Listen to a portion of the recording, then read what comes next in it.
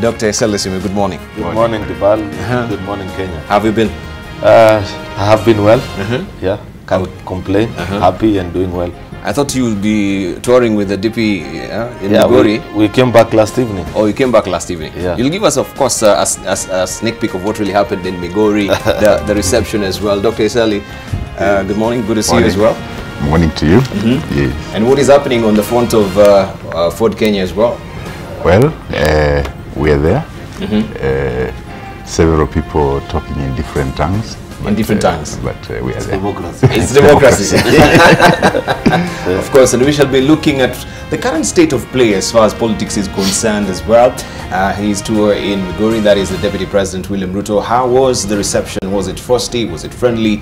And of course, we shall be looking as well at last week's also politics, how also the tone and tenor of the visit of the, that is right, Honorable Raila Odinga and President Uhuru Kenyatta at Deputy President Uhuru's home. Were you invited, by the way? No. Or it was only the three of them? The big boys. The big boys. Right. Let's see what is the good, the bad, and the ugly in our dailies today. Fresh off the press, we begin with the Daily Nation. And this is a splash this morning. It says, oh, unwelcome guest. Ruto in Raila Tough. Forlorn hope. A few days after the current lunch, the DP's allies hoped that the opposition leader would warm up to their State House quest. But when the Deputy President turned up in South Nyanza loaded with development goodies, the ODM brigade wasn't there to receive him. We have this story on page 5 of the Daily Nation this morning.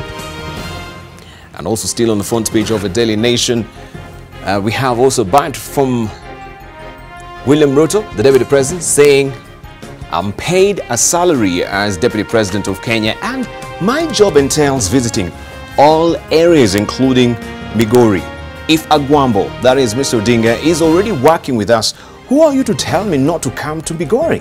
Then abandoned. In Migori, Mr. Ruto's tour was boycotted by local ODM leaders including MPs and Senator Ochilo Ayako. Only Governor Okoth Obado, former Nyatike MP Edik Anyanga, and 2 MPs from Kuria, Matthias Robi and Mysore Kitayama, showed up. In Homa Bay, apart from the Deputy Governor Hamilton Orata, only Karachuonyo MP Adipo Okuome hosted Mr. Ruto. That is what we have on the front page of the Daily Nation.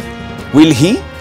Right, there's a probing question there. Mixed signals just a day after indicating that he will not quit active politics following his appointment by the African Union. Mr. Odinga yesterday said he will not take part in Uhuru's succession politics. Probing question is, will he? And you can follow all the gritty details of this on page 5 of the Daily Nation this morning. How to save an MP's job, give birth to many babies. And it says 27 constituencies are earmarked for scrapping because they do not meet the constitutional population threshold of 133,000. That's 27 member of parliament positions down the drain, and naturally the politicians are not amused. In Beren North, which has a deficit of 44,000 people, local MP Miruki Njagagua is asking women to give birth to as many babies as possible. This, he tells them, is no longer about their own survival and the well-being of their families, but a fight to save their hallowed constituency. You have the story on page 3 of the Daily Nation this morning. Let's take a quick look also at what we do have on the front page of the Star. And this is what you're waking up to on the front page of the Star this morning. Musalia hunting for DP from Mount Kenya. Rest to succeed Uhuru splits central Kenya leaders into 3 camps. It's all about succession. ANC leader laying ground for extensive tour and meeting with region's leaders. You have the story on page 4 of the Star this morning. And also President Kenyatta attending trade fair in China. We can see here Trade PS Chris Kipto explaining Kenyan products to President Kenyatta and his Chinese counterpart Xi Jinping at China International Import Expo in Shanghai yesterday. Also, Ruto to return to Migori on Saturday in Charm Offensive. That's on page 7. Also, city commuters stranded as Matatu fight Michuki rules. That was all about the transport wars yesterday, and you have that also tucked away on page 3. Deputy CJ Mwilu aide lied to police about kidnapping, and you have this investigation and the story, all the story about investigations on page 9 of the Star this morning. Let's move on and see what we have also on the front page of the Business Daily. I shall show you the Standard momentarily. This is what you're waking up to on the front page of the Business Daily this morning. Luxury car prices up by millions after Rotich tax. This is what is on the front page of the Business Daily this morning. Luxury cars prices up after tax. And it continues to say that increase of excess duty on fuel guzzlers raises prices by up to 2.5 million shillings. That story continues on page 4 of the Business Daily. Equity defies red caps as third quarter profit hits 15.8 billion shillings. Equity Group defied the much disliked interest rate cap to post an 8.1% jump in net profit to 15.8 billion shillings for the first 9 months of the year. The bank's CEO James Mwangi said this: the performance covering the period up to end of September 2018 is an improvement from 14.6 billion shillings posted in similar period last year. You can follow that story on page 4 of the Business Daily. Relief for travelers as South Africa eases visa rules also is another story to want to follow on page 4 of the Business Daily. And also looking at the ticker MP's 6 caps for micro-lenders. Parliament has received a notice to cap interest rates for micro-lenders in a law review targeted at curbing predatory lending practices. That story continues on page 6 of the Business Daily this morning. Also still on the front page of the Business Daily, sorry state of Kenya's mental health system, with one psychologist, as you say, for every 4.6 million Kenyans.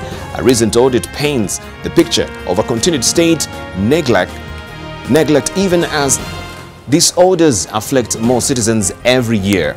That story continues on page 12 and 13 of the Business Daily this morning. Let's move on and see what we have also on the front page of Taifa Leo. And this is what you're waking up to on the front page of Taifa Leo. Murkomen Tuta Nasaraila, it says. That is what we have on the front page of the Swahili edition, of course, of the Daily Nation. That is Taifa Leo, Tuta Mnasa Raila. Trying also to load up the People Daily so that you can see also what it holds for us this morning. And this is also the People Daily. It says, what is Raila up to? That is a probing question on the front page of the People Daily. Enigma, ex-premiers move to step aside from 2022 Uhuru succession politics debate, confounds friend and foe. That story continues on page 6 of the People Daily this morning. Also, farmers, millers reject 2,300 maize offer is another story that you want to follow. Price wars at North Rift. Governors say they expected the state to buy a 90-kilogram bag of the commodity for 2,500. That is what we have on top there of the People Daily this morning. Hope you can see that. Right. There you go. Let's see what we have on the front page of the Standard. And this is what is on the front page of the Standard. Obado mystery, family and missing 2 billion shillings is on the front page of the Standard. It's all about corruption. Anti-graft agencies say Migori County paid billions for services not rendered, while top officials, including governor, received kickbacks. This story continues on page 6 of the Standard this morning. Also, money paid by the county government. You have Misoft Limited, amount of money paid for branding Obado's office. That is 461 million shillings. Also, 3 companies, Marktebak Contractors Limited, Sol Media Services Limited, and Macropharm Pharmaceuticals Limited. EACC says they supplied nothing. These firms, that is Marktebak Contractors Limited, Sol Media Services Limited, and Macropharm Pharmaceuticals Limited. EACC says they supplied air. And what was the amount there? That was 247 million shillings. Also, Atena's Services Limited, for supplying furniture consultancy and branded motorcycles, they were given for 114 million shillings. That is what is on the front page of the Standard this morning. Also, Boy Night promises tough times as police crack down on matatus. Many forced to walk while others pay exorbitant fares for the few available vehicles, as police boss says yesterday. Just a rehearsal in readiness for the return of Michuki rules. Yesterday was just a rehearsal. That story continues on page 8 of the Standard this morning. Let's take a quick look also at what we have on the front page of other dailies in the region. We can go now to Tanzania and see what the Citizen is holding for us. And it says that government plays down buyers' fears on cashew prices. Some traders say that the minimum price of 3,000 shillings per kilo set by the government is too high. But ministers say it is too early to arrive at that conclusion. That story continues on page 2 of the Citizen this morning. Let's see what also we do have on the front page of Mwananchi, still in Tanzania. And this is what is on the front page of Mwananchi, still in Tanzania. Sakata ya 1.5 trillion shillings laibuka upya. That is what we have on the front page of Mwananchi. If you may just follow that particular story also, where it continues it continues on page 4 of Mwananchi. And also we can see students taking exams here. Hivi ndivyo Makonda alivyoingia katika misukosuko Dar es Salaam. That story continues on page 4 of Mwananchi. Let's cross over now to Uganda, where we have the Daily Monitor. MPs want Muhakanizi tried over 104 billion shillings loss. This is what is on the front page of the Daily Monitor in Uganda. Accountability recommendations continued or contained in the Public Accounts Committee report requires the Secretary to Treasury to account for the funds lost in the 2014-2015 financial year. Parliament reconvenes today after recess. We have the story on page 4 of the Daily Monitor this morning. Also, 5 in rest for Makerere DVC job. 5 candidates yesterday pitched why they should be appointed Deputy Vice Chancellor for Makerere University for the next 5 years. The candidates were each given 30 minutes to present their strategies once they become the institution's Deputy Vice Chancellor, replacing Professor Okello Ongwang, whose 5-year term will soon expire. And you have the faces spread here. Dr. Goreti Nabanonga says the authenticity of the degrees awarded, the employability of our graduates. I am proposing that every college has a quality assurance staff to oversee this. Also, Dr. Omar Kakumba, he says, I will promote quality teaching and learning and making Makerere a research-led university that provides services that are responsive to the global needs. Dr. Betty Akulu Ezati says, I will increase graduate students' enrollment and improve completion rates by training staff in supervision and advocate for an online course for academic staff. Also, Professor Peter Baguma says, Makerere, we want to see 10 years from now, it's not the big numbers who are unemployed. Some of our students who graduated have spent 20 years on the street. And the last person here is Professor Constant Okello. Will appoint adjunct professors from the industry so that they bring the industry into the university and the university takes the university to the industry. Those were their sentiments, and you can follow this story on page 4 of the Daily Monitor this morning. Also, SGR cost cut by 450 billion shillings. The government and the Chinese contractor had put the initial cost of a standard gauge railway at 8.5 trillion shillings. This story continues on page 5 of the Daily Monitor if you're waking up in Uganda. Allow me quickly to also show you what we do have on the front pages of the international editions of the dailies as well. We can go and begin in the US with the Financial Times. And this is how it looks today. Trump issues rallying cry on midterms eve. Is a sidebar story there. Also, Italy's recipe for growth will work for whole of Europe, says Di Maio. And Deputy PM hails Trump tax cuts and spending faith in talks to resolve Brussels clash. Also, General Electric Finance Division calls time on commercial paper borrowing. And You can grab a copy of the Financial Times to get all the latest of your business stories as well. Also, we want to move on quickly and see what the International New York Times is holding for us. And this is how it looks. Right. Try and just to minimize that for you so that you can see it. Khashoggi's secret interview, it says, and you have his picture there. Can the Trump-Kushner Middle East policy survive Mohammed bin Salman? That is a probing question on the latest edition of the International, or the Newsweek, that is International Edition, right? Bad bet. Can the Trump-Kushner Middle East policy survive Mohammed bin Salman? That is a probing question. You can grab a copy of the latest there as well. Let's see what also the Fortune magazine is holding for you. And this is the latest as well. 25 ways artificial intelligence is changing business. 25 ways artificial intelligence is changing business. Also the 2018 Future 50, last year's picks crashed the market. You can follow all this in the latest edition of the Fortune magazine. Right, I want to show you also what to do have on the front page of the National Geographic, and this is the latest as well. National Geographic, Red Planet, European and US missions race to explore the mysteries of Mars.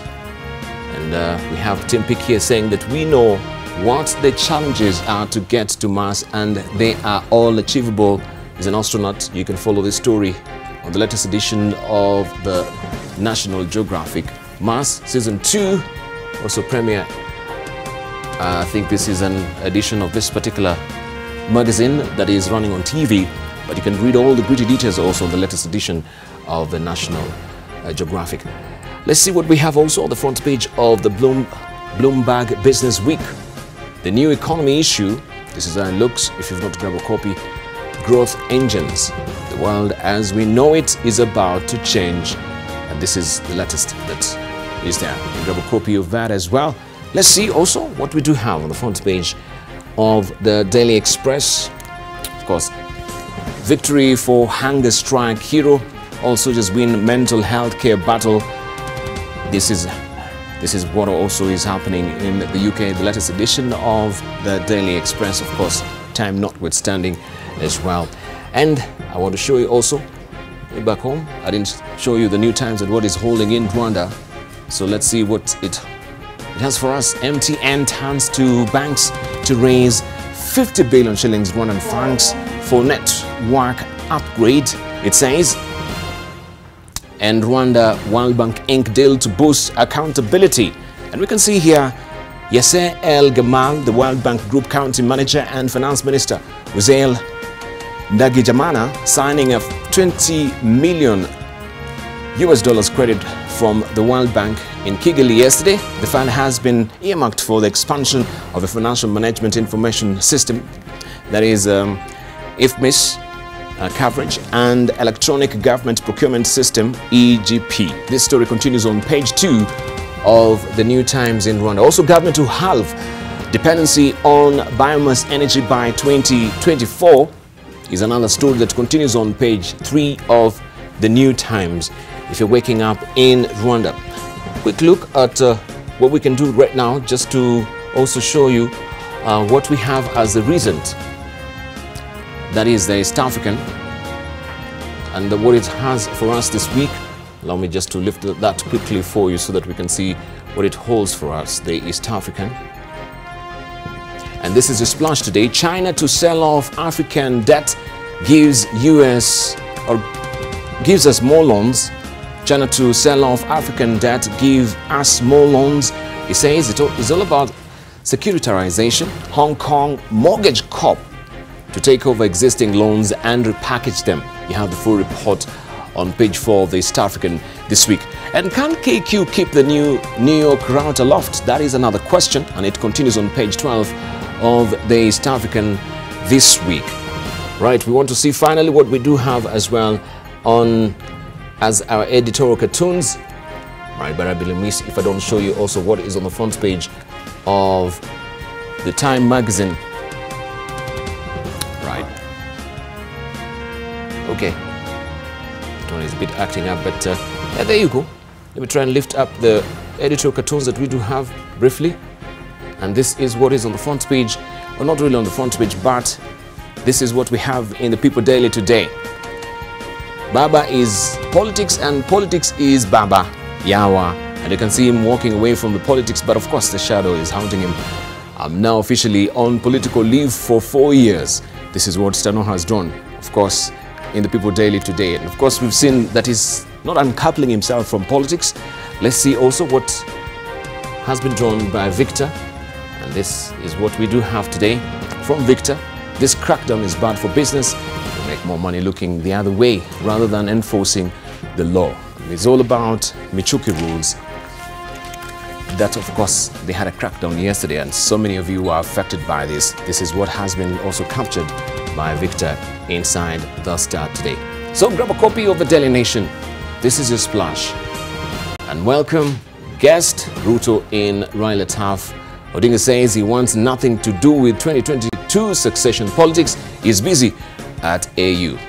For lone hope, a few days after the current lunch, the DP's allies hoped that the opposition leader would warm up to their State House quest. But when the Deputy President turned up in South Nyanza loaded with development goodies, the ODM brigade wasn't there to receive him. The story continues on page 5 of the Daily Nation.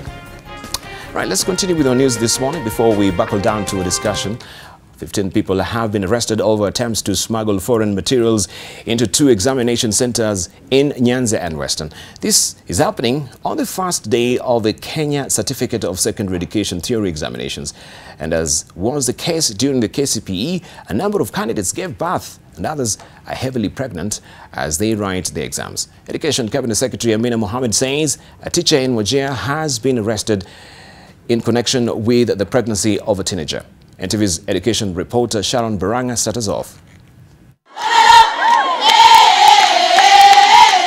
Education Cabinet Secretary Amina Mohammed, who was in Mombasa to witness the opening of containers and distribution of KCSE papers, says the government is keen on addressing the issue of teenage pregnancies. It's really sad too that those that we are supposed to protect, we don't protect, and we allow them, right, to be exposed to elements that they're too early, right, to get involved in or to be exposed to. In Baringo County, 4 candidates are writing their exams at Baringo County Referral Hospital. 2 of them are new mothers, while the other 2 are sick. They're in stable condition. The newborns are in the maternity ward, they're in the nursery department. In Kuresoi, Nakuru County, 1 student did not sit the exam as she was already married. Another took her exam after delivering a baby. Education Principal Secretary Belio Kipsang has ordered extra vigilance in examination supervision across the country. We only say that we are giving an eye surveillance because we were seeing certain activities that we thought were not going to assist us in administering a clean examination. A few people in some parts of the country, which I will not name, that are failing examinations on motorcycles. Please do not attempt to do that again. It is not proper. The risk is too high. Over 660,000 candidates are sitting this year's Kenya Certificate of Secondary Education examinations that will last 18 days. Sharon Baranga, NTV. And a 5-judge bench constituted to hear Deputy Chief Justice Philomena Mwilu's petition against prosecution will begin hearings in a month's time. The court will first hear arguments for and against the admission of the Federation of Women Lawyers, Kenya, and one Adrian Kamodo Njenga as interested parties to the case, and the International Commission of Jurists, Kenya, as amicus. The office of the DPP has also withdrawn an application to have the matter moved to the Anti-Corruption Division of the High Court on account of it having been overtaken by events. William has also been allowed to file further submissions and affidavits with a view to help the court identify the issues for determination. Mwilu sought reprieve I should say, in the High Court 2 months ago when the Director of Public Prosecutions cleared the way for a prosecution for tax evasion, abuse of office for personal gain, and obtaining execution of a security belonging to Imperial Bank Limited by false orders granted on the 29th of August 2018 are hereby extended until the hearing and determination of the petition unless otherwise set aside by the expanded bench. Let's buckle down to some business where the government has announced that it will buy a 90-kilogram bag of maize from farmers at 2,300 shillings this season, 900 shillings shy of what it bought the same last year. Noah Kesa, the chairman of a Strategic Food Reserve Trust Fund, says that the new prices were determined by favorable weather conditions, unlike in the same period last year, coupled with the liberalization of the market. The purchase of a current stock of 2.5 million bags will be carried out by the National Cereals and Produce Board and is set to begin at the end of this month, as soon as the National Treasury avails funds to the Strategic Food Reserve Trust Fund. Yes. Wekesa also says that the fund has received approval from the National Treasury to pay the pending balance of 2.1 billion shillings to 226 farmers who are still owed money. Yes. Out of the 226 farmers that have not been fully paid, 62 have been found to have issues with the Ethics and Corruption Commission, ESCC, and that is ESCC, and required to be cleared. The balance of 164 farmers, therefore, without any issues, will be paid immediately within the next 2 weeks.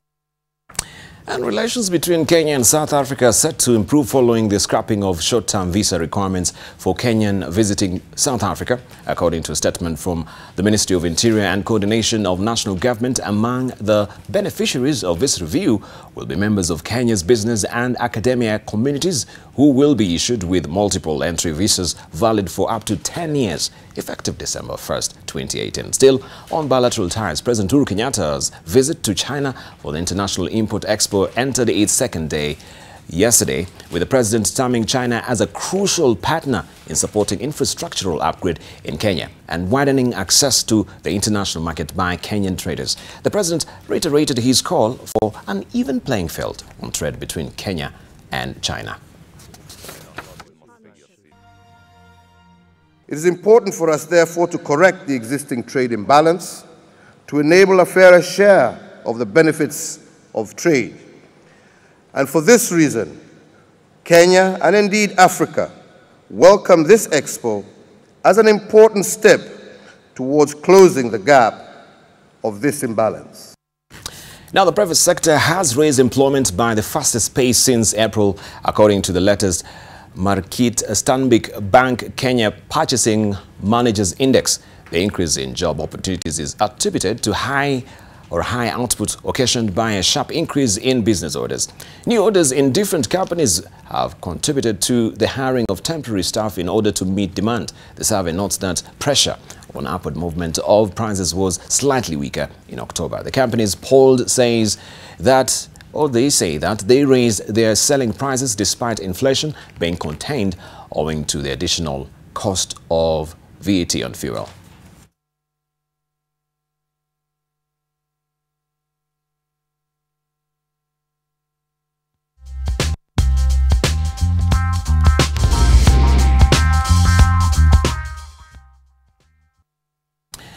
Now, the United States snapped sanctions back in place on Monday to choke off Iran's oil and shipping industries while temporarily allowing top customers such as China and India to keep buying crude from the Islamic Republic, having abandoned a 2015 Iran nuclear deal.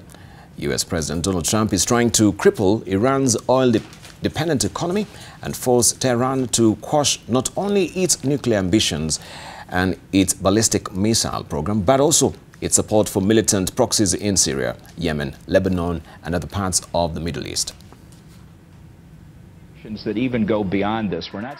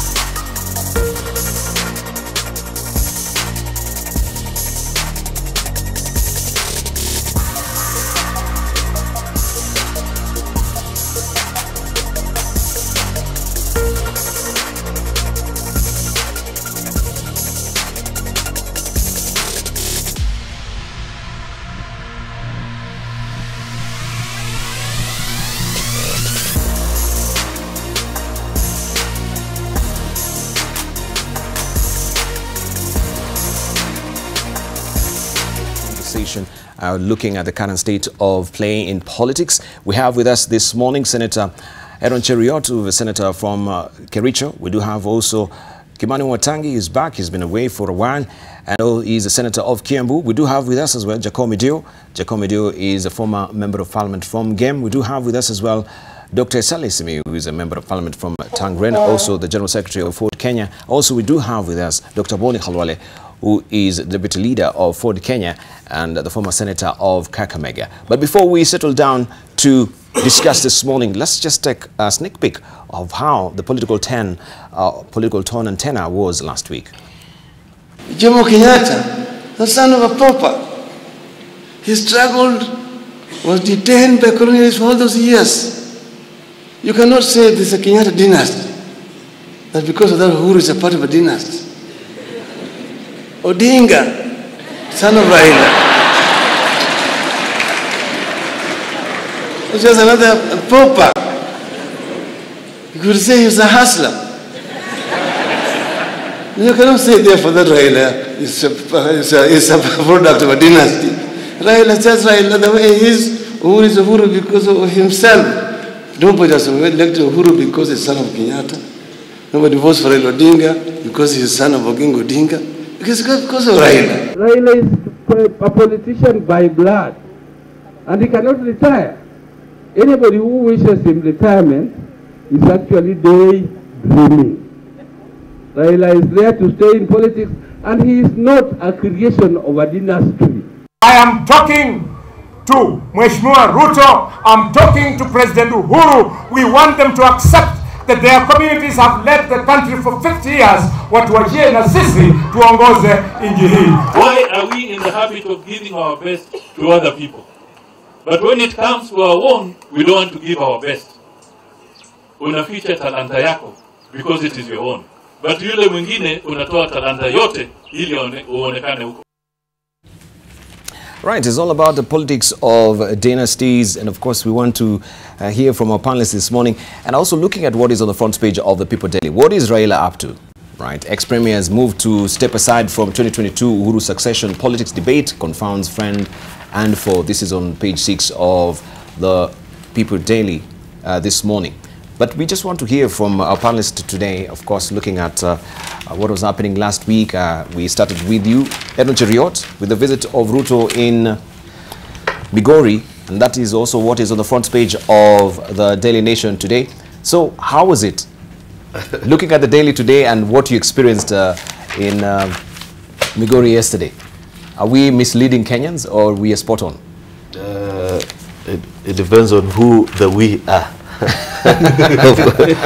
Of course, it is. If it is Jakoyo, this is what is on the front page. Please, if you may pick up just the Daily Nation for viewers to see. Yes. If it is Jakoyo, then of course, for sure, he has been misleading Kenyans that William Ruto can never be received in Luo Nyanza. Anyway, first of all, I want to say good morning to our viewers and good morning to my fellow panelists, and quickly start by wishing all our Form 4 candidates success as I sit for the second paper this morning and throughout the period as I go through KCSE.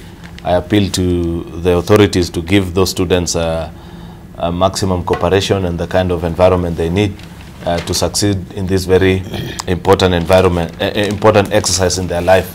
Therefore, I wish them success and I pray for Godspeed and good health. Coming back to politics, yesterday was quite an interesting day. You know, earlier on in the morning, I wrote on my Twitter feed that by the end of yesterday, we will know who the saboteurs of the handshake are. Those who only support it in as far as it pushes or enhances their political agenda. But the minute that it doesn't appear to be pushing their political agenda, they will stay far from it.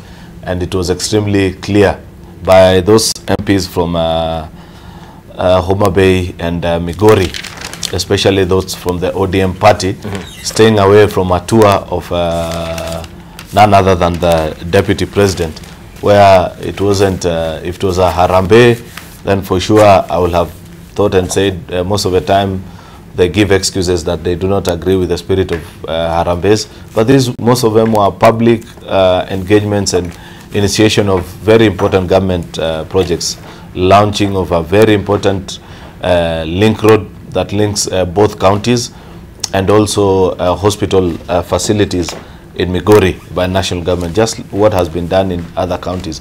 And for these leaders to stay away tells you what really ails this region, that sometimes it's extremely worrisome that leaders can accept to be huddled like sheep and not reason on their own and say, so long as it has absolutely nothing to do with politics. Because I saw the chairman of ODM, John Mbadi, speak on Sunday and say that I will not be joining the deputy president because I do not understand the purpose of his tour. Surely, if you're a member of parliament, having your third term and in none lesser capacity than that of a minority leader, and you do not understand the importance of a road to your constituents, then I think the most decent thing to do is to resign. Some of these people are taking their electorate for fools, and it is not a very wise thing to do. However, they have chose to cast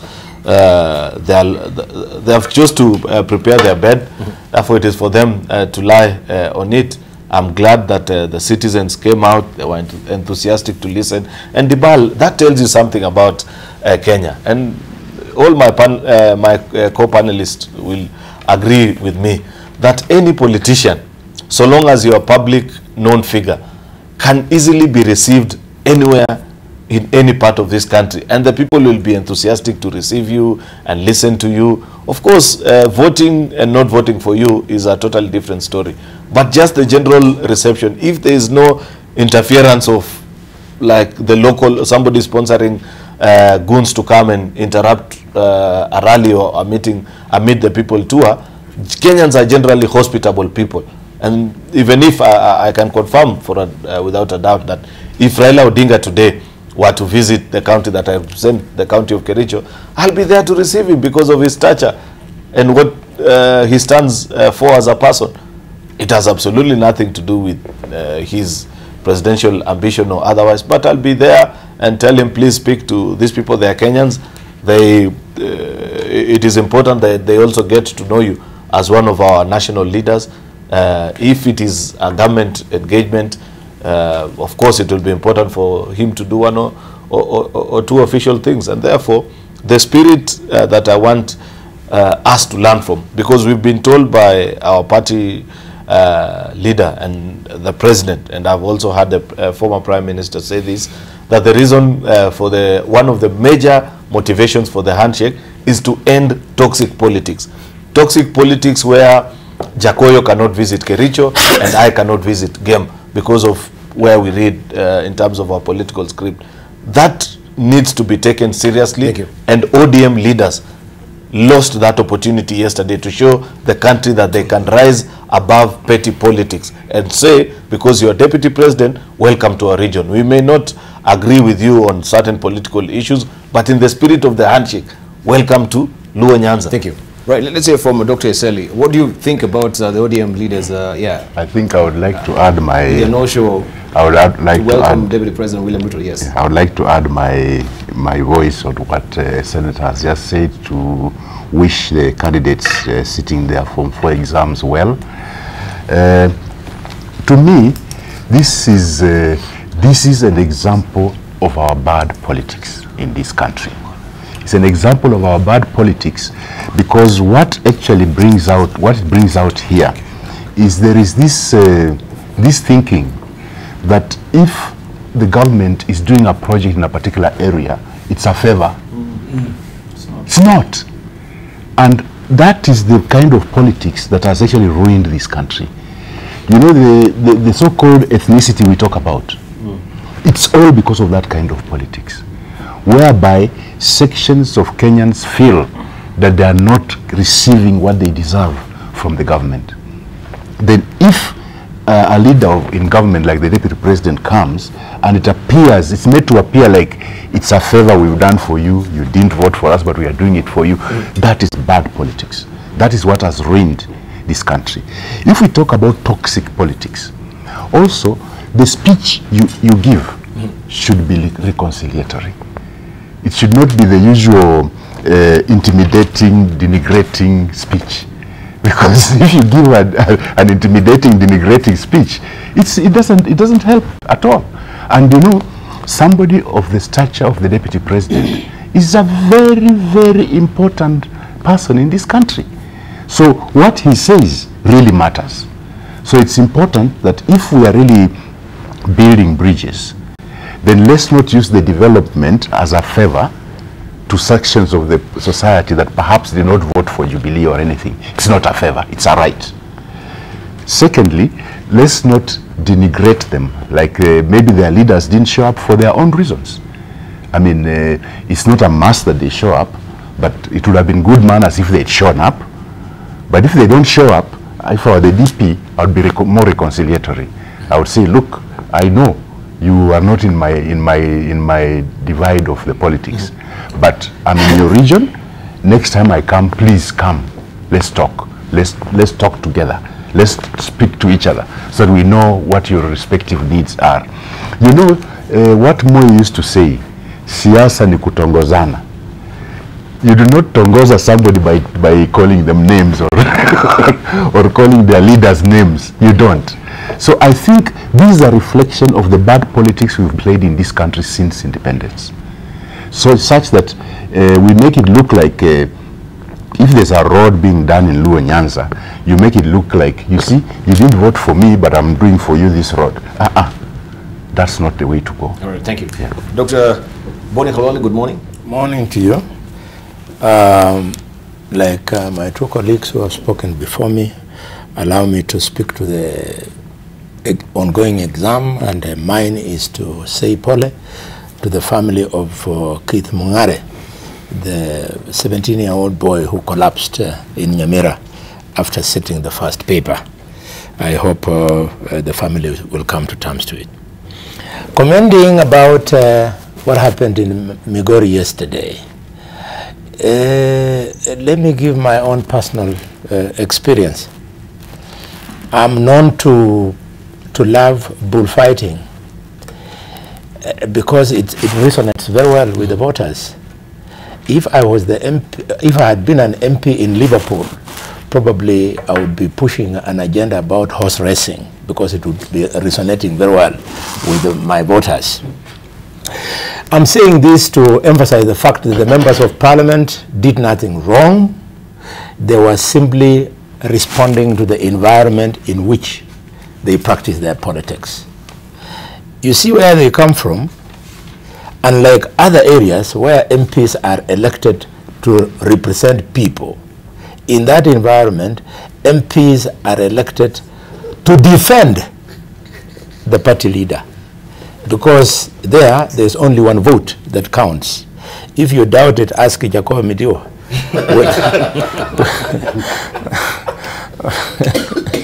Thank you very much.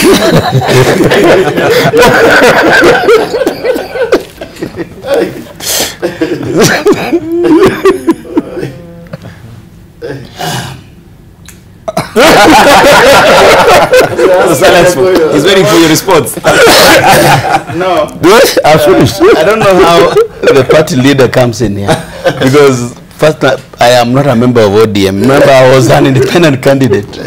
I lost my seat being an independent candidate, so I can't speak with authority for the ODM party leader. But first of all, first things first, Debarl. Since Boni is talking about me, Boni, don't you think you owe me some apology? Since I sent to you my academic testimonials, you know, in the last show, you tried to tell Kenyans that I went to school up to Form 4 only. And after I sent them to you, the same day, you have not told me they are fake. You have not told me you are sorry. And that should not be the purpose of this show. Because now I went to dig about your medical practice, but I don't think it belongs here. I will not try to engage you on your personal issues, but you know them. Now, he has personal issues as well. Of course. But I don't think they belong here. Let me play above let me swim above the water. But going, you know, Migori, when you see people, Migori is a very big town, probably one of the biggest towns in Nyanza, very cosmopolitan. But Debarl Migori has issues. I think the DP should be advised that in the spirit of the handshake, what he should have done is to know that this Ayako Bado factions, they are violent. And these other MPs, less than a month ago, they were campaigning for Ayako. And Obado was basically in the opposition to the Ayako candidates. So I think it would have been very foolish for Mbadi Brigade to go there, because I think those tempers have not cooled. I think the DP is the one who missed an opportunity to reconcile the factions. If he wants those votes, because I know he is determined to be a presidential candidate, he should have gone there to reconcile the people of Migori. But to go there to open a road, those are, you know, it's called Kasumba ya Kanu, where the roads must be open, where a contractor,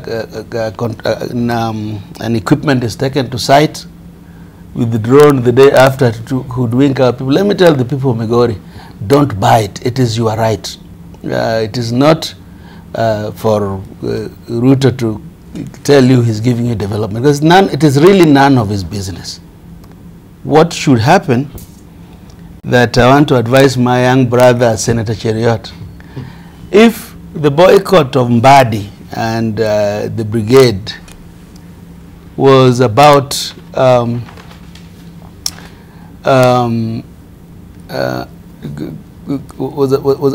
was instigated by their party leader. Who instigated the walkout on Uhuru Kenyatta a week ago in Bomet? You know, because Ruto was sitting next to the president, and the MPs walked away. The MPs walked away, and they're like, and the things they said, you would not believe elected leaders to talk like that with the president sitting a few meters away. So, Senator Cheriot, you know, you live in a glass house. Make sure it is thick enough that can contain a stone. You know, don't castigate Mbadi. But he did nothing wrong. At least Mbadi was, and his people, they were wise enough to stay away from a very volatile situation. And I can tell you, there are very few violent political environments like Migori right now in this country. What about Homa Bay? Well, because it's the same scenario. The same scenario. Let me tell you, it is wrong for the deputy president to be seen with that governor. In fact, personally, I believe all these governors accused of corruption and crime should not be in office. You know, but you know, birds of the same feather, you know that. They flock together. That's what I saw when I saw the two on top of a car. Thank you. Right, let's hear from Senator Kiwano Mwatani. We missed you. Welcome back. It's been a while. Thank you, Debarl. Let me first say good morning to our viewers and my colleagues here. Debarl, for all that time when I was away, I was expecting that at least I would see a message from me, even if it was an SMS or that, you know, saying what you are saying now, that you missed me. I suspect you're saying that now just to make me think that indeed you missed me. But I thought I did send an SMS. I did. Of course, I didn't expect Jacoyo to miss me. or Bonnie. Maybe Cheriot, because sometimes, you know, I mean, we rhyme in thought. And let me also take the opportunity to wish our young Kenyans who are sitting for exams all the best. You know, all of them across the country have a lot of candidates in Kiambu, and I also want to wish them well. Debarl, I think while wishing them well, it's just important that I think, and I'm sure we'll find time, just to be able to also voice out our concerns. You see, just before the exams, it was announced by the ministry that there were about, I think, 4 or 5 young girls who sat their exams while having delivered the same day. And you know, yesterday I saw in the press that there are more than 10, I think the ones who are known, that will be missing exams. because they're expectant. And I think that's something that we have to talk about at its own time. But like I've said, I wish them well. Now, coming to this other issue, Debarl, if you asked me, was the Deputy President's visit to Migori successful, I would answer in the affirmative. It was successful. I think he achieved from all the reports, from the visuals you have here. I mean, he succeeded. He went to do his work, to launch a road, to meet the people, and I think that's what we would want to underline, that really he had gone for purposes of service to the people. That's just the way we should see it. We should see it. And I say this because of two things. One, I believe it is time to modernize our politics. We need to make it, to move it from where it is, such that, this business of all the time that even us leaders, for example, members of parliament and senators, and that you expect that all the time you must be coming out in droves. Stop everything else and come out and be seen. I think we have to change that narrative. We started this a long time ago. I want to say this for two reasons. First, look at even the ongoing campaigns in the United States now, where Obama and Trump are going all over. And even when all over the world people have been campaigning, you see Obama goes to a rally. He is alone, maybe with one person, and he's addressing hundreds of thousands of people. And he delivers his message, he's through with his mission, and he's back. And you wouldn't call that failure. I believe from the body language, from what I saw, from the DP, from the photos that are in the press today, he achieved his mission. He commissioned the road, he addressed the people, and he's back.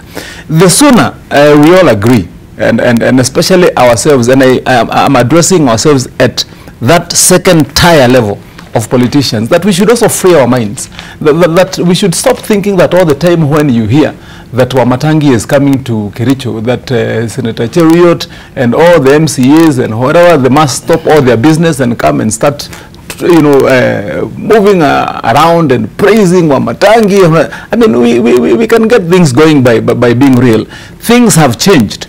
I like quoting from one of my role models, Lee Kuan Yew of Singapore, and he was being amused sometimes when I read in his autobiography, having gone to some one country, which is a very poor country in East Asia, and he was wondering how is it possible in a country like China that you can stop so many school children, as he was passing on from attending their classes, and parade them on the road, waving flags and flowers all over from, and I think he was saying he toured a province for more than 2 hours, and everywhere he went there were children, and he was asking how.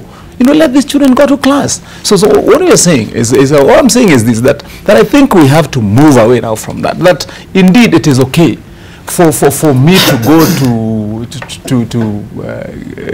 Homa Bay, or to Senator Halwale's Kakamega, and he's around, he's busy, we say hi, how are you, I'm around, I'm also busy on this other end, do your thing. Once you're done, we have delivered our mission and combined, and people are happy, and see you again. I think we have to move there. Can you imagine how many political meetings are held, for example, every single month across the country? And if we continued with that tradition, and I'm not praising the members of parliament from that area, because they didn't do it for that reason. They were doing it for a worse reason. I mean, to show some either some renegade attitude or whatever. I mean, it is not because they have a conscience that was telling them that we can be busier. And because I listened to the DP, I don't think he really sounded better, in my view. I mean, he sounded okay with it. And I believe that's where we are going in our politics. Let's embrace that. Let's encourage people to be in any. I've had the deputy president in my own county quite a number of times in Kiambu, and he comes and he does his business quickly and goes to another place and goes. And I wish this is what we would be saying as a country. That's why we want to go Debarl.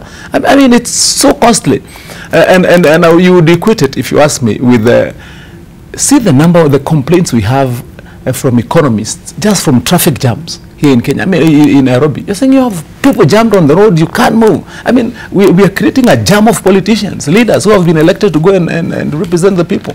But they're thinking that every time you must form a convoy of human beings and following whatever. I don't think that really it's a modern way to do things. We should move away from that thinking and let things be. And we can even send our congratulations and praise for a leader who has done what, even by on phone or text message, and say you did well, and that's enough. Yeah. Right. Thank you very much. We'll take a station break right now. When we circle back, of course, we continue with the debate with our panelists here. Also, there's a very interesting sidebar story there on the front page of the Daily Nation. This is when we get, of course, with the matter of constituencies, and that is what is on the front page of the Daily Nation this morning, a sidebar story there. They say how to save an MP's job. They are saying give birth to many babies. 27 constituencies are earmarked for scrapping because they do not meet the constitutional population threshold of 133,000. That's 27 members of parliament positioned down the drain, and naturally, the politicians are not amused. In Mbeere North, which has a deficit of 44,000 people, local MP Muriuki Njagagua is asking women to give birth to as many babies as possible. When we come back, of course, we shall be looking at, of course, the Mount Kenya politics as well. So don't go away. We shall discuss that and after about the issues here on People and Politics.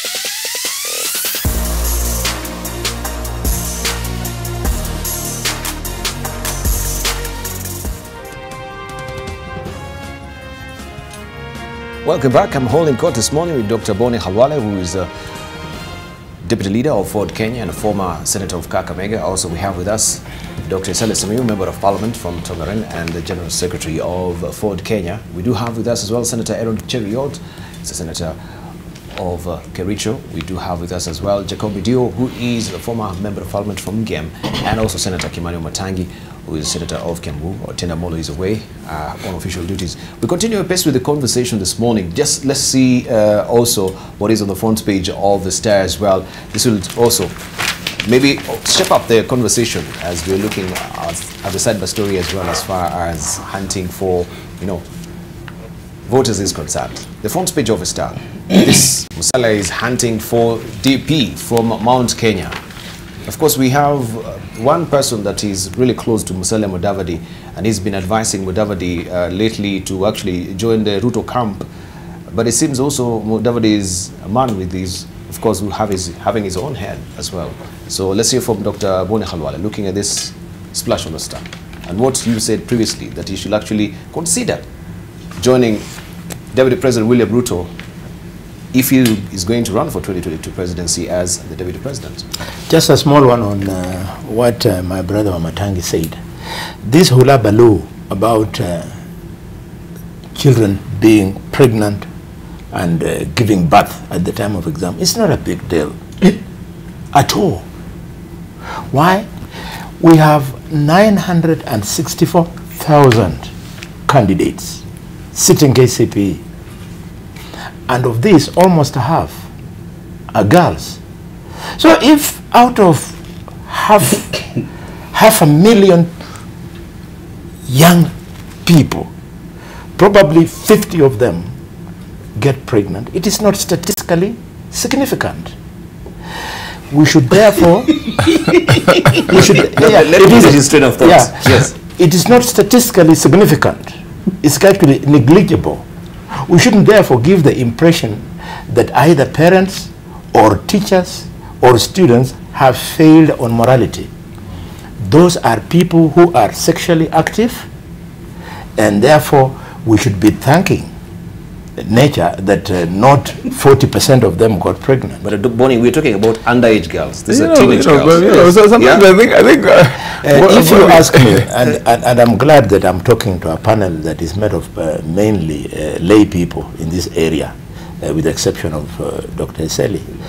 We have communities in this country, let me not give the names because they are documented.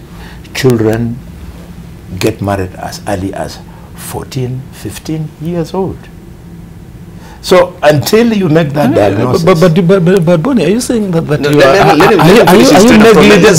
but Debarl, yes. Yeah, just a moment. Let him finish. As he says that, but he also needs to explain to our viewers and also other panelists who is it that he doesn't even know that there's a law in this country about consenting age? Fantastic. That's what I'm saying. Let him just finish his train of thought. Then we can actually have a rejoinder.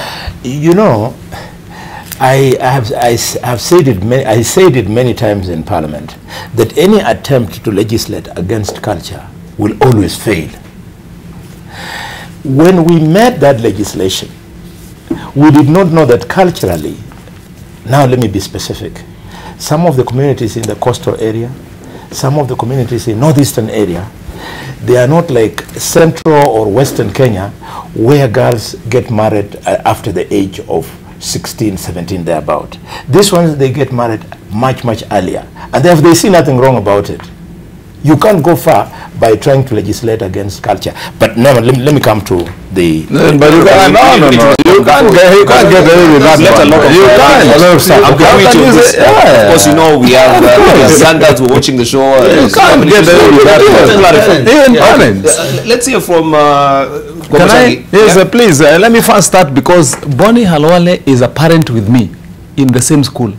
And he comes to see his daughter when I'm there. When I'm seeing my daughters. Yes. And I would be shocked that this man would be speaking that way if he went to the school where we go. We are both parents in Alliance High School. Yeah, just ask and you know, and if it was, that's what I'm saying.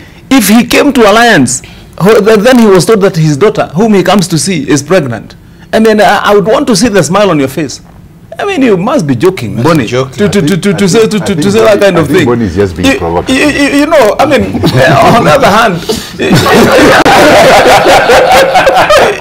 on the other hand, whatever you did, but that is the last area of life that you want to project any joke about. Because every parent has got an attachment to their children. They wish well to their children. That's why you find that all of Debarl was in West Pokot the other time, I was in Masailand the other time. You find that the parents there have upped a serious campaign to rescue their girls, to even build and donate the money, build rescue centers, where they take young children and they go to guard them. You know, until when those seasons are over. Because there's a season when just guys go bonkers and they go raiding villages and taking children and marrying them by force. So I mean, get serious, Bonnie Halwale. And you are a doctor, Bwana. So can you be a true doctor? Are you saying this with your Tang family in Chik, or are you dead serious? At that time? Are you saying this with your Tang family in Chik? Or are you serious about it? You know, being provocative. But let me just say this. Okay, let's hear from Jacob. Let me say this. Because you do not want, in the 21st century, you do not want to associate NTV with that kind of talk. Yes. That is wrong. It is ill-advised. And Bonnie has been a long-time legislator. All those laws that talk to consenting age, Bonnie was in parliament. He never said the things he's saying, because in parliament is a flow of debate. Bonnie is a doctor, but I think he needs a doctor. Something about morals. I think, Bonnie, I want to plead with you. You know, the other day I saw something on, when I looked at a clip going around, which was on NTV. And I said, where did my good friend drop his morals?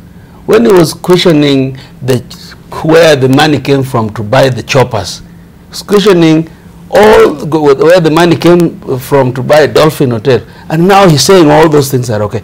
It bothers me that somebody I believe in so much to have good morals has just dropped all his morals. Bonnie, please. You know, sometimes it takes friends to tell you that you are going wrong, but what you have just said, I want to tell Debarl, withdraw it from your archives. It's not right. We can't say that to our girls. We cannot. And he's a father. He said he has girls. I think what Bonnie is trying to do is just being provocative. But it's the kind of lecture I expect in a closed classroom. Yes. Of probably people who are doing obstetrics and gynecology to see how to handle teenage pregnancy. That kind of talk about statistics showing that it's insignificant and so on is good for scholars, but it's not good for the general public, because then we are telling the general public that this is okay, which is not. It's not. So I think here Bonnie is just being vintage Bonnie, being provocative, so that people can think harder. I don't think he really meant what he was saying. He was just being provocative. Why holding a brief for Bonnie? No, because I can't understand. He's saying something which will be said in a lecture room, closed intellectuals. But he knows it's not a lecture room. Yeah, that's what I mean. That's what I mean. It's not a lecture room. What do you think? I don't think I want to weigh But looking at the side by story that we're actually talking about the front page of the Daily Nation, looking at that with the constituencies, and then we have even legislators encouraging women to give birth so that now we can have more voters. This is a train of thought that is not different from what Bonnie is telling us this morning. No, it should be.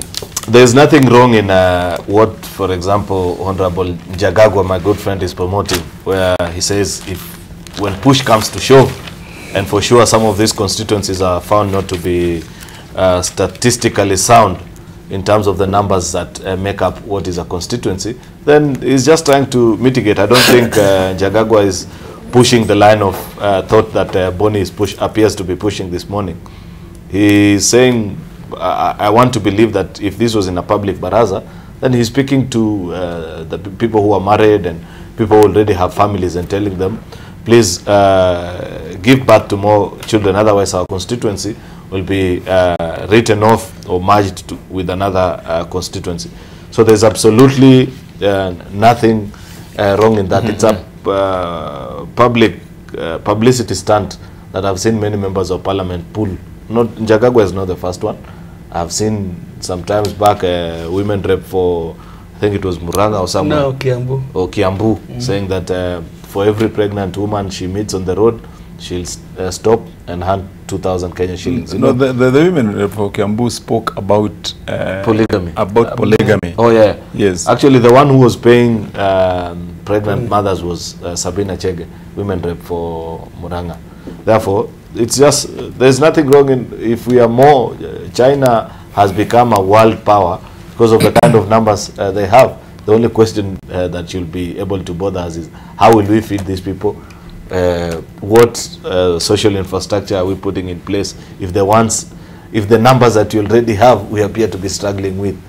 In the backdrop of that discussion, Debarl, on especially in Mount Kenya region, that came about especially during that Sabina Chege talk, and even sometimes in Kiambu, because of the problem we had been facing with drug and alcohol abuse, and our young people, especially the young men, at that time in big numbers had been drawn and captured in that web, and so it was a way of motivating young people to once more get into the admiration of having a family and getting engaged. I think that was the backdrop of it.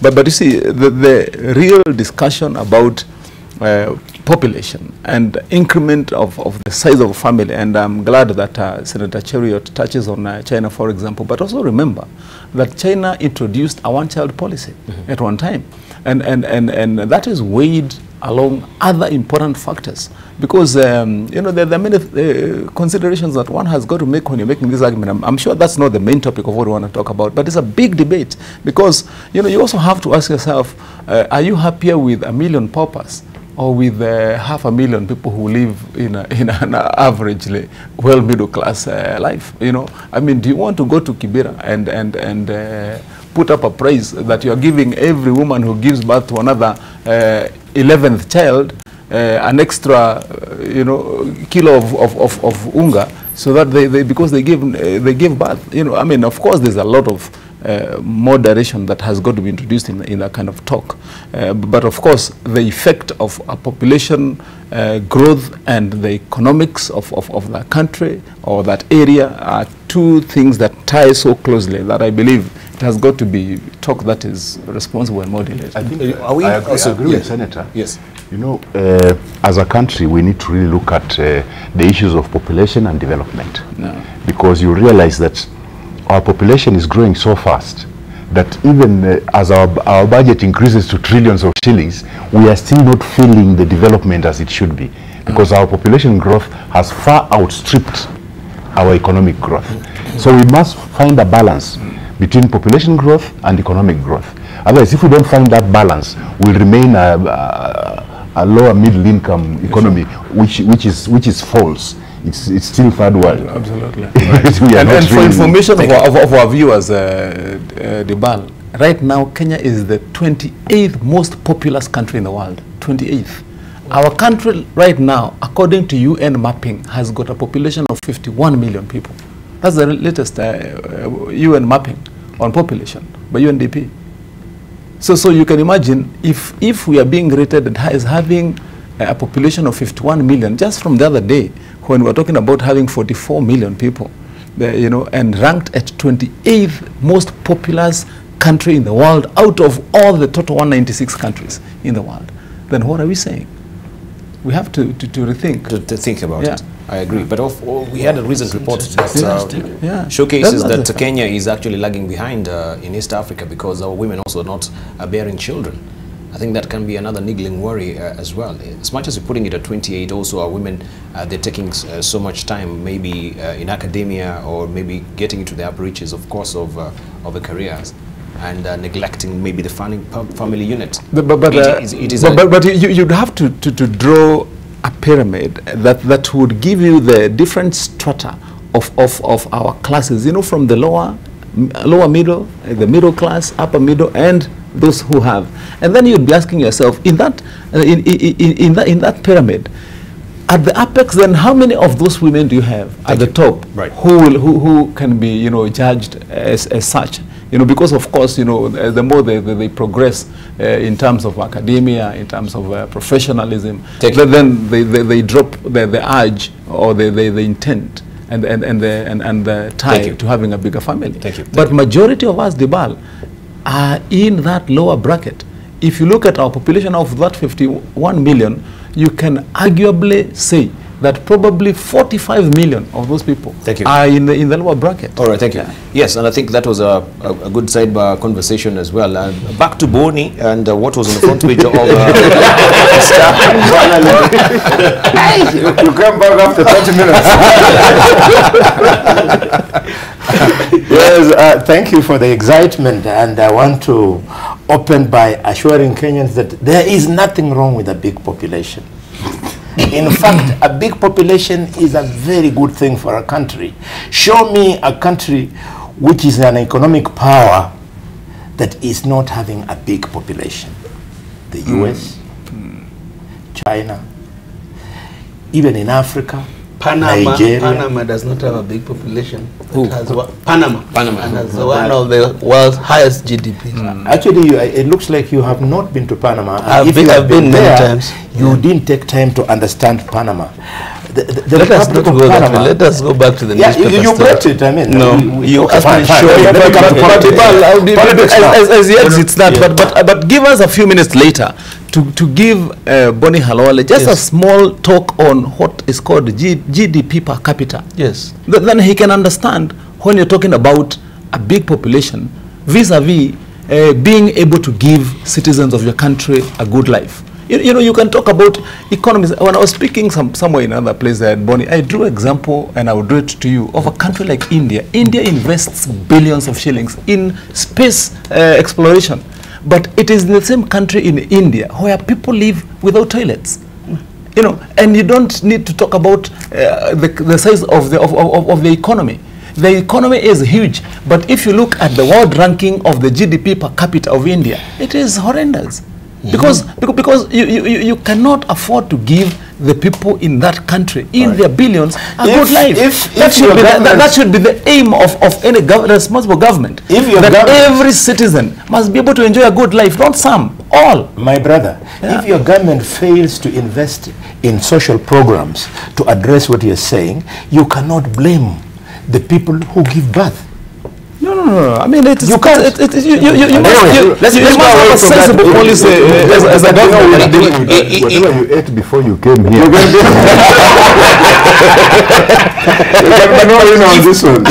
If I may remember also, I think weekly for Paranya, when he was Minister of Planning, had asked, I think he was coming up with a policy on also trying to contain the family unit.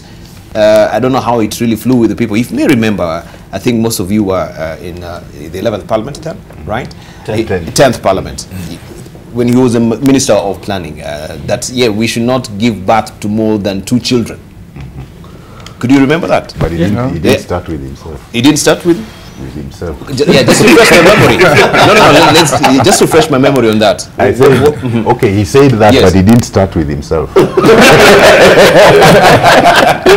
But what was the motive?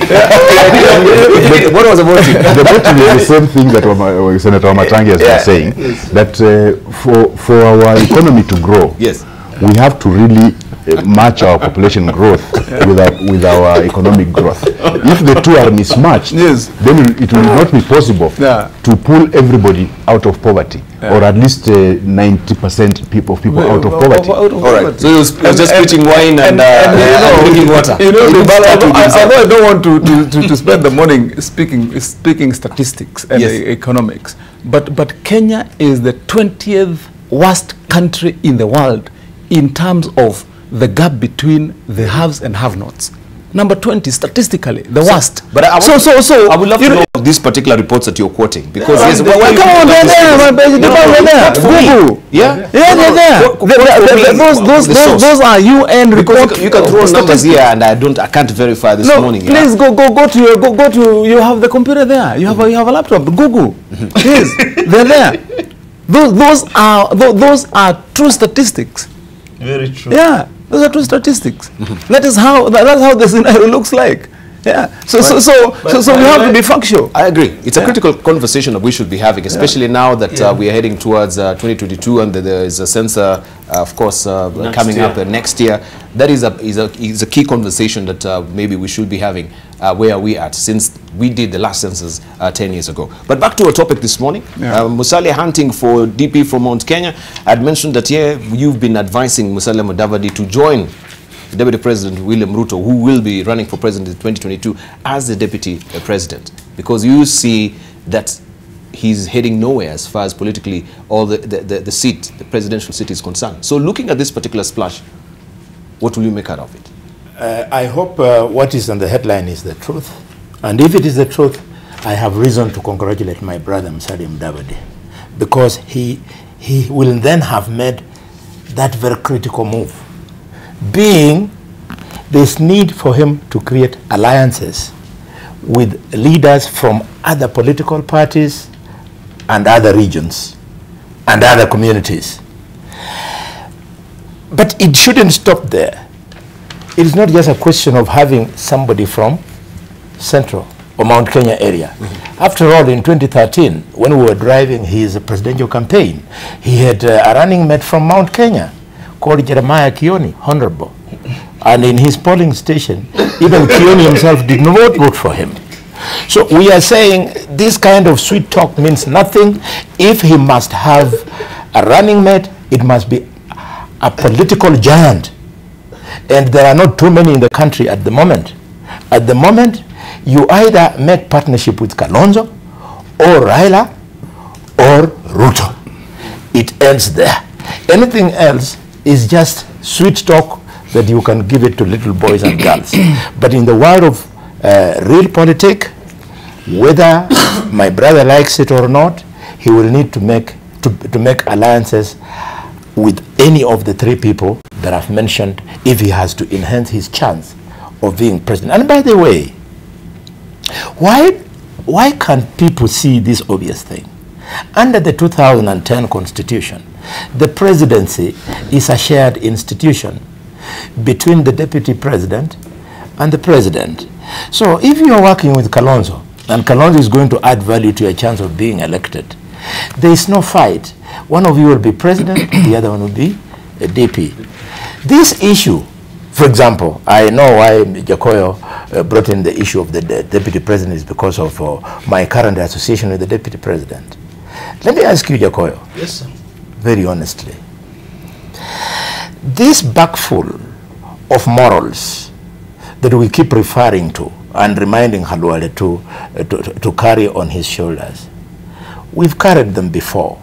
In 2013, we had a bagful of morals where we were saying Ruto and Uhuru were terrible people. They were facing crimes against humanity. And Kenyans didn't bother to listen. They voted the way they did. In 2017, you and I, we also went to the people with those morals and told them, look, these are thieves. They stole Europe-owned SGR and what have you. Kenyans didn't listen to you. My brother, in the world of real politics, you can choose to fight the people or you can choose to work with the people.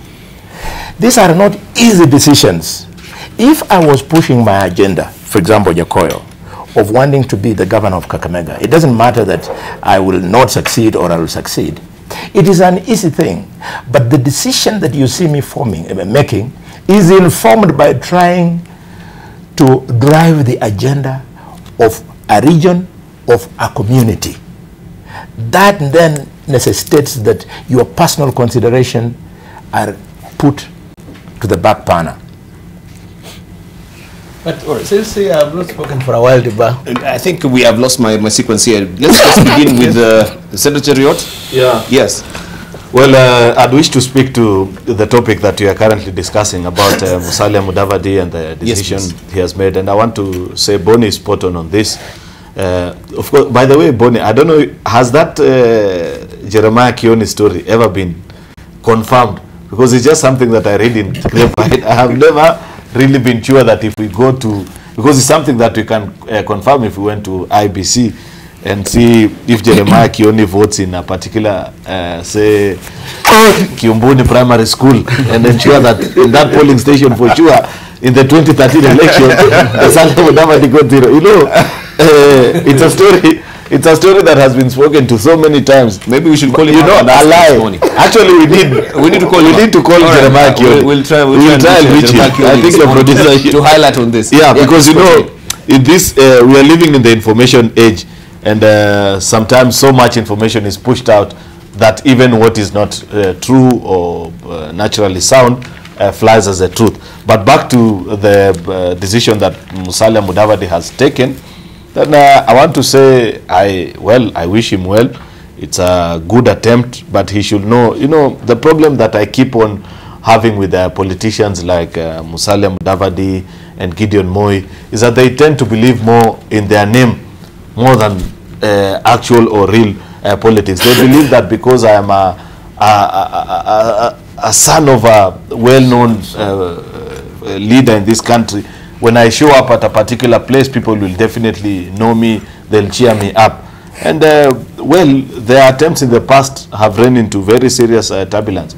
And if you've seen, whenever they've gone to, even occasionally they've tried, you know, I see you people trying to tell Musalia and say, Gideon, please go out and do a rally and that kind of a thing. I don't blame them. Gideon Moi was in Homa Bay the other day, and he was addressing 6 shopkeepers at a very big market. The same happens to Musalia. If every time, I don't know if you've seen this infamous photo that goes around that Musalia Mudavadi addressing a mammoth rally in Kakamega. Then there are 6 school children and 4 people. It's not as easy as people want to make it look. But how do you know that that is not a Photoshop? That's why I've said. Okay.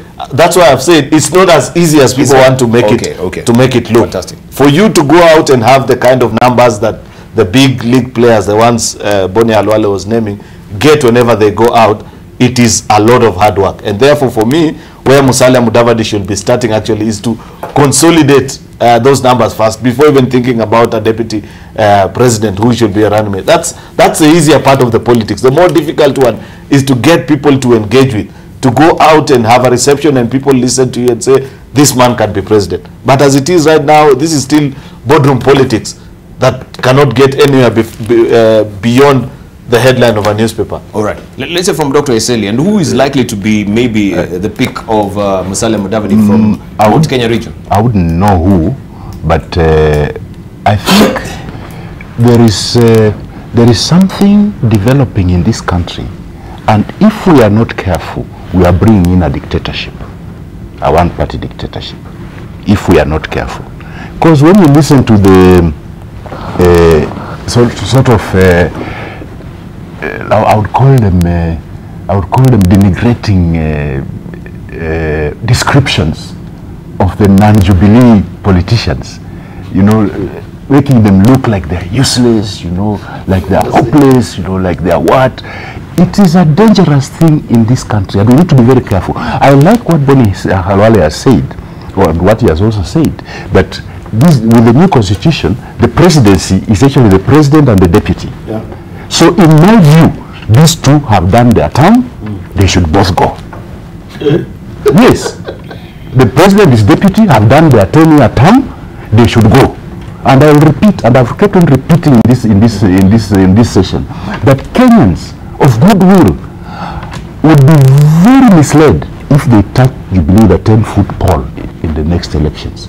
These are the people who have been responsible for the problems of this country, both economic and social. So Kenyans should actually keep off Jubilee completely. Jubilee is not good for this country. Even if we try to sweep it under the carpet, you know, everything is cozy. It's not. You see, like in the current dispensation and in the current mood, people are not talking about one of the most serious things that have almost cracked this country: electoral justice. Nobody's talking about it. If we are going to go to the 2022 with the same scenario, we are actually courting disaster. And to me, when we look at our economic whatever situation, our social situation, this has all been brought up by Jubilee.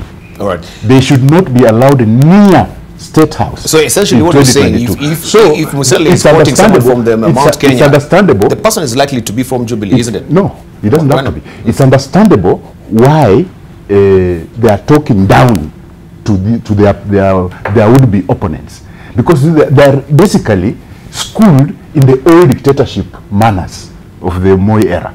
That's where they come from. So it should not surprise you when they start talking down to their erstwhile opponents. No, what they do is politics of intimidation, politics of, the kind of thing we don't want. Right. Because when you go around and say, don't listen to these people who come with nothing, as we have brought you development. Of course, you are the government. You're supposed to bring development. Where would the other people bring you development from? Right. So it's this thing. By the way, Kenyans need to be very careful. Right. And I think it's time we sat down seriously and decided what kind of leadership do we want. Could the fruits maybe of benchmarking with China also coming to bear right now, as you say? Yes. Let's hear from I think the noises we have made every other morning, not only this panel, I think are bearing fruit as far as China is concerned. I think to ask China to open up its market, I think we need market for whatever little we produce, and I don't think right now we are producing anything anyway. But this issue of my friend Jeremiah Kioni and all this, remember it happened even with Paul Mwiti and Jaramogi. But so it's not a new phenomenon. We're trying to reach Jeremiah Kioni, so Jeremiah is, I think let us spare him. He's watching this morning. Jeremiah, if you're watching us, we're trying to reach you this morning to just get clarification. No, I think Debarl, that is a misplaced phone call.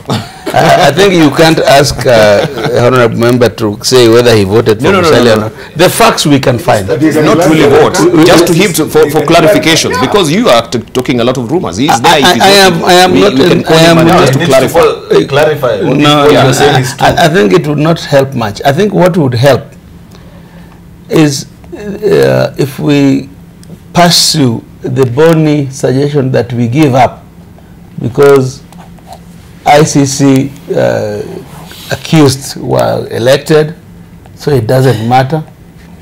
That he is trying to justify because he was questioning the source of Ruto wealth when he was in NASA. Now it is okay because he said here last week that he's going to be elected president anyway with all the baggage. The people of Kakamega County ought to be very worried, because you are about to get a candidate who thinks theft is okay, who thinks we don't have to stay the path to reorganize our country. I, for one, being an optimist, I really love this talk. I really love what I'm seeing in Kenya. I believe Kenya has reached a point where the politicians who brought us here, many of us, we have reached past sell by date. And I think Kenya needs to be talking about good leaders, and they are not lacking. Talk about Kivuda Kibwana, the Musalia Mudavadi that you would wish to talk so badly about is a humble man, the Musalia that I know. He's very humble. He is not tainted. You know, you cannot take somebody to go who you obviously know has criminal cases in court. Of course, and I'm not referring to anybody, Chariot. I have not spoken about anybody. But you're lying to I have not named anybody. So I'm just saying. But you're insinuating. No, I am not. You know. Okay, you finish your. How come the word? I mean, by the way, I believe they are dynasty. I disagree with the people who are now trying to defend themselves. The word dynasty is a very simple word. It doesn't have too many meanings. It is very simple. Whoever is being jittery is really. But somebody is creating a dynasty and castigating the existing dynasty. Exactly. So they're trying to create a dynasty by castigating. All these dynasties, they are part of us. They are leaders. But I wanted to say that it is wrong to say that Musalia cannot would be, or even insinuate that choosing a running mate from Mount Kenya is a bad thing. He's looking for numbers, if this story was true. But it's also wrong to say that lawyers have never gotten anything, and they can only get in if Musalia is a running mate of William, because Musalia has been a vice president. If he didn't do anything, he didn't do it. Modi has been a lawyer vice president. So to say that lawyers have never gotten anything, that my friend Daktari Boni Halwale keeps telling Kenyans every weekend, it is not right. You have gotten your opportunity. You have had 2 vice presidents. 2 vice presidents. And what we need to be talking to is what Dr. Eseli is saying. Let us talk to change. Let us speak to change. And I'm saying I love this argument because I see a confused political environment. The sooner we begin talking about constitutional change that changes the way we choose our leaders, the better. All right. But I've got right of response. Huh? With maximum respect. Just a minute. Right of response on the population. We'll give you another chance. Just let him finish. With maximum and due respect, Jacoyo. Yes, sir. You keep on harping about questioning the source of wealth of some people. If on your mind it means questioning the source of wealth of, for example, the deputy president, why are you not questioning the source of wealth of Raila Odinga? The source of wealth, Raila Odinga, the source of wealth of Kenyatta Mzee, who was a carpenter in Dagoretti here. The source of wealth of Moi, who was a primary school teacher. Why are you shifting goalposts so as to fit you politically? Anyway, in conclusion, I want to tell the former prime minister to stop playing around games with Kenyans. When he says he's not a member of a dynasty, he should allow us to tell our children and viewers that a dynasty means a succession of members of the same family playing a prominent role in politics and in business. It's true. Okay? So, his father, himself, Kenyans know that is a succession. Uhuru Kenyatta and his father, that is a succession. Gideon Moi and his father, that's a succession. The only person who I want to remind Kenyans is not a member of any dynasty is Musalia Mudavadi. Musalia Mudavadi wants to rub shoulders with members of a dynasty, and he thinks because his father was a minister for local government, he's a dynasty. No. He could only be a dynasty if he was fighting to be the MP of Sabatia. Then he's a dynasty at that level. But nationally, he is not. Just 1 minute. But Bonnie, I can't let you get away with this. Please go on. I saw you in a public rally. Yeah. I'm only referring to you. In fact, I've not referred. I even agree with you on your assertion about the dynasty thing. I agree with you. But what I don't agree with you is why I'm questioning your current state of thought is when you stand and say, your salary cannot buy Dolphin Beach Hotel. Your salary, when you bought your first chopper, it was 200 million. When you bought your third one, it was 300 million. When you bought your fourth one, it was 500 million. And your salary cannot buy that. What were you questioning? Exactly. Yeah. And I'm glad. I'm glad that I challenged him. Yeah. And upon being challenged, he responded to me. If you have the privilege of talking, you must also respect the right of others to deserve your hearing. Yeah. So I listened to him and he said, Bonnie, waona nigonga sana bwana. Hii sitanunua kutoka kwa mshahara yangu, nimenunua kutoka kwa biashara yangu. And he's a businessman. All right. So why should I challenge it? Why should we challenge? We have a very interesting also. If he bought it for his business. Okay, Bonnie, we have a very interesting also editorial cartoon. I just want you to weigh in. When we come to Matang, we will come to you. This editorial cartoon? Yes, which one? If we may just pick up the editorial cartoon, please. Page. So which paper this is in the Standard today. That is, of course, Gado and Arab Singh and the governor of Migori as well. And you can see the hustler jet. I'm aware of your legal issues. Not to worry. I have seen it all. Where is it now? Yes. So what's the problem? Hustler jet. Yes. What about it? Yeah, I want you to comment on it. Yes, I have in relation to what actually Jaco is saying, yes. And we're talking about wealth. Yeah. I challenged the deputy president on his capacity to buy a jopper based on his non-income, the salary. But then he retorted and told me that I know he's a businessman. and he has made his money from the business. What I don't know... Okay, just a moment. But we had what I don't know... Moses Kuria saying that, of course, we've had these issues about the jet, and he actually leases his jet to Deputy President William Ruto. So then how would you expect me to speak on behalf of the... No. Moses just saying what the perception that was there, that he doesn't. So does he own or he doesn't?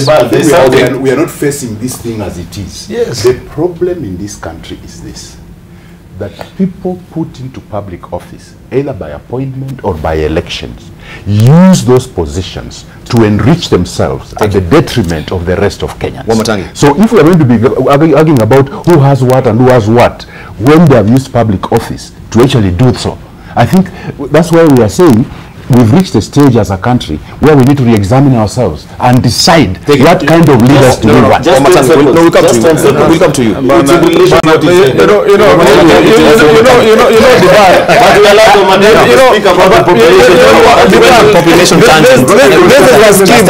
This is a scheme. I'll tell you, this is a scheme. It's a serious scheme by these guys. You know why? They don't want me to speak. It's because they're suspecting I could be the one to be picked by Mudavadi. And we hope you will watch for it. At least you that's what you find. At least when it comes to the discussion, that the headline is saying that he's looking for somebody from Mount Kenya. The guys don't want me to speak. And you know, I want to disappoint them that from today, Debarl, I'm going to get a consultant on speaking and dressing. I'll have to start now dressing like a presidential candidate and speaking like one. You know, so that you gentlemen then can ride with me. I mean, I have to make it real. If it hurts so much that you can't even let me speak, you know, Debarl, I just wanted to say two things anyway on this. One, that as we spoke about Musalia Mudavadi, first I would want to acknowledge that Mudavadi is one man who has really had a long career in politics. He's been here for a while, and he's done his bit. He's had his ups, his downs, and right now he's still out there in the political counting of who would be what. And I believe he deserves his chance. That's my view. The only thing I would be saying is I saw Boni Halwale the other day trying to urge him, should he or shouldn't he think of probably joining up with the rest of his leaders from his area and see if they can jointly work out a pact with one of the leading or some of the leading candidates. And that's one of the options that he would take. He can also decide to go solo. Remember, during NASA, and people forget, Mudavadi was the brainchild of actually that NASA thing. It's true. Yeah, he went around his own. You know, sometimes I used to hear him talking about NASA. I was asking myself, what is this guy saying? Because I mean, it was so unpopular until he popularized it. So he's a guy with some political gumption. And he would amount to some political capital. I mean, the considerations would be, as Boni Halwale was saying then to him, can he probably rethink his stand, and maybe if he partners with somebody who is also solid, they could move forward. And if he opts for the last option of looking for somebody, then well and good, and Wamatangi will be here to dress up well and see. But I wanted the last point because there's something that was said about China. That one I just made as a passing remark. My belief, Debarl, is that we have done a lot in partnering with China so that they can help us to develop our infrastructure, and that has been done.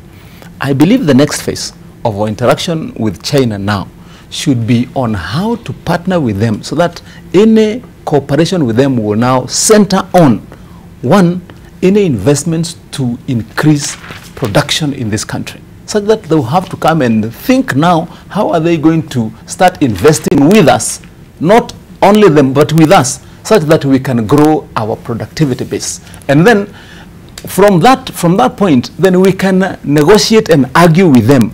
How can we pursue a balanced import regime and export regime with them, such that we also have our wares going to our goods going to their country, and then that will give us leverage. Thank you very much, Senator. The point that I wanted to say is that I wanted to agree with Boni Halwale in calling out the hypocrisy of Jacob Midiwa, because In his thinking, Jakoyo wants to tell us that because of the salary of the deputy president, it cannot support the kind of wealth he has. Raila Odinga is 100 times wealthier than William Ruto. Is it also your thinking that what he has only been acquired through his salary? You know, Jakoyo, I see you come and pontify on this show each and every other week. And there's something I always remind you as a friend, because you've also told us this morning that as friends we should always learn to tell each other the truth. You know, this holier than thou attitude that you carry with you and castigate other people and call them names. I remind you of what happened towards the tail end of last parliament, when leader of majority Eden Duale tabled a special committee to look into the affairs of sports betting firms in this country. The things that his colleagues said about him, this Jakoyo Midio that is seated with us here today, they called him an extortionist and so many other things that personally I don't believe to be true. But I want to remind you that, as you like you had told me earlier, as you throw stones, remember that you also live in a glass ceiling. If your own colleagues could say those things about you, then you should be the last person to speak ill of others. It's not good that you come and give us this attitude each and every other morning, yet we know that you're not the person that you try to be. You see, but that is... We need to go to be winding up right now. But that is important. This will serve also as your closing remarks. Let it be my last. Please. Because, Aaron, that's where we began, when that was my first statement. When you say this, you know, when Bonnie says, and I don't want to engage you in that betting thing, because you know, you've been a member of parliament. I've not heard you even bring any bill. In the last parliament, the other parliament, was the MP who sponsored most bills. It is on record. But yes, when you accuse somebody like Bonnie accused the DP, and you go privately and he convinces you, did he tell you what he trades in? You know, we have this land scandals and all those things. When I talk about William, then you talk about Raila. You are trying to take me where I am not. I'm just trying to be a good Kenyan. If somebody tells you he has business, what business would somebody do to buy four or five choppers in 4 years? You know, this is just, which business? I mean, is it that there are some Kenyans who can do business better than others? What are you doing? What Dr. Heseli has said, when you are a public officer, we need to, when we come here, we must say, stop looting public funds. And we are not talking about the DP, we're talking about many people. Now so many people have been charged in court. These governors, take them to court and charge them. And if you think Jakoyo stole by writing a bill, remember I took my time to write it. If you think, go write a statement. Go write a statement. Thank you. All right. You can't say something you can't prove. Thank you. Okay, Dr. Heseli, you're winding up? We agree that these people probably made their money from business. Business with who? Did they have leverage over the government? So they did business with the government, and through that business they amassed their wealth. You know, if you used your position to do business with the same government that you lead, then that's what I'm calling that kind of thing is wrong. Chapter 6. And I would say, I think Kenyans should, those who aspire to high office, should all read this book, Why Nations Fail. When you read that book, you see where Kenya is going. You see where Kenya is going by the so-called ruling class. All right, thank you. Virtually raping the country economically. Boni Halwale? Yeah, thank you. I think Kenyans, you must refuse the temptation to take on face value the assertions by Jakoyo on accountability. The reason being, I hope that next Tuesday, God willing, when you come, you'll come with the evidence to support how, during the short period of the Grand Coalition government, you ended up buying a hotel in Kisumu. If it was in a salary, let us see how 60 million which you earned in the 5 years as an MP during Grand Region helped you to own a hotel in Kisumu. All right, Wamatangi, your closing remarks. Well, just Yeah. We're winding up. That was your last remark. You will respond next Tuesday. Omatangi. Well, you know, judges, you know, to say in the list that it is my view that Debarl, I have said this many times before, we're in the year 2018, and you can already start feeling the temperature that's starting to peak politically. And what we need to say to our people, really, that if politicians cannot be true to the extent that after an election in 2018, hardly 1 year later, that we have again hyped the temperatures of politics to such a level such that if you now talk about economic development, about how to put the people forward, you sound like you're speaking from another country or from another place. Because now it's politics 100%. Thank you. I think we have to rethink where we want to place this country. Right. You know, as leaders elected to take care of our people and their interests. Thank you, Senator. I can see you straining at the list, but I gave you the last chance. Yeah, so until next Tuesday, I gave you. We're winding up. I gave you a close. No, you haven't. No, I did. You started with you started with Jacoyo. No. In 10 seconds. All 10 I want seconds, to say 10 is that propaganda will not change this country. Actual work is what will transform Kenya, and therefore the likes of Jacoyo and the people he represents on this show need to know that the reason why you read all those acres of headlines about the deputy president is that they know there is no other metric that they can match him on, other than try a smear campaign on him. But in real, actual work, he's miles ahead of them. Eric Makatu Shinyalu is saying, and Khalwale should tell us why they can't unite the Mulembe nation, and he's in a hurry to make decisions on Western politics. Also, we have Samuel Oruto saying our politicians are what they are because we make them what they are on how we treat them. The fame, the reputation, and perception of any politician is determined by citizens regardless of family name. If we lift them up, don't source others who to blame. Thank you for your valued company this morning. We really do appreciate you. Of course, we shall continue this conversation next week. My name is Debarl.